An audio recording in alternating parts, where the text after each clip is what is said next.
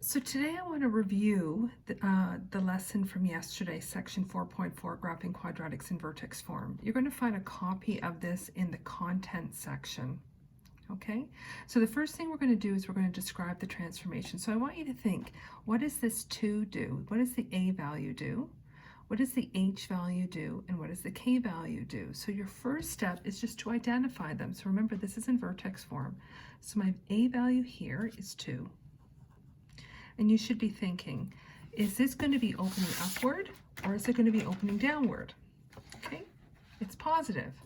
So it opens upward. Okay, so I don't need to write that because y equals x squared also opens upward. So it doesn't actually make any change from this. But then I got to say what that 2 does. It's either going to make it more narrow or it's going to make it wider. So if it's more narrow, it's a vertical stretch. If it's more wide, it's a vertical compression. So you got to, again, here's your number line. There's a 1, there's -1. Okay, these numbers in between -1 and 1, this is a compression, a vertical compression. These numbers outside here, these are vertical stretches, more narrow. So you got to identify where your a value is. So your a value is here under the stretch. So this is a vertical stretch. It's going to become more narrow. And then you got to say by how much? By a factor, because we're going to be multiplying. This is the only time we use this word, of 2. Okay, so that's how the shape of the graph. Now we're going to look at h. Now remember, the h value is always the opposite sign here because it changed from subtracting h to adding a number. I know I had to have subtracted a negative. So if I subtract a negative, this changes it to a plus sign. So I know my h value is -3. So I'm going to write -3. Because it's negative, h is horizontal, left or right. Because it's negative, it goes to the left. So this is left 3 units. Okay, it's a horizontal translation.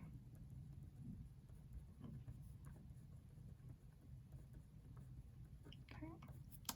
K is a movement up or down. So K is 1. K is positive up, K is negative down. Vertical, up or down.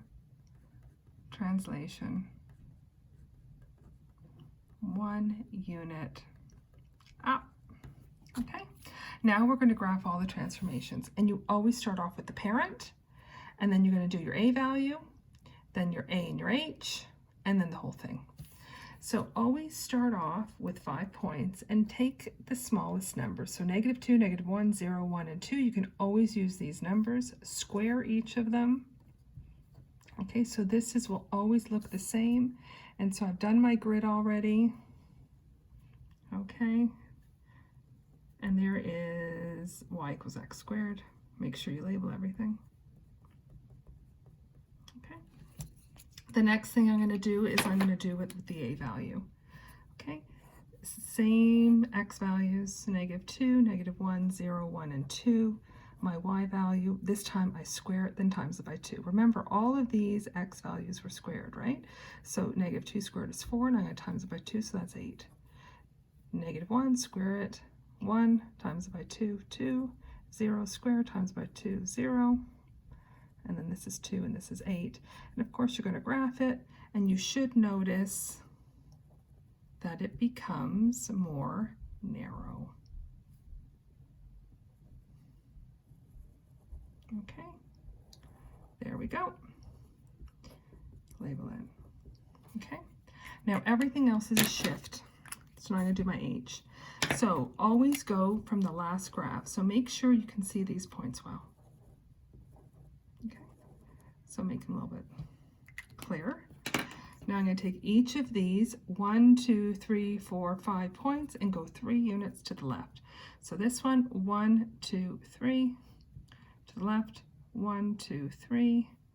This one, 3 to the left, 3 to the left, 3 to the left, and there it goes with my H value. Of course, you label it.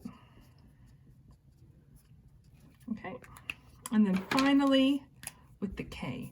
So again, make sure you can see each of these 5 points well. Take each of them and you're going to shift it, this time up once, up, up, up, up, 1. And there is our final graph, and then you label it. Okay.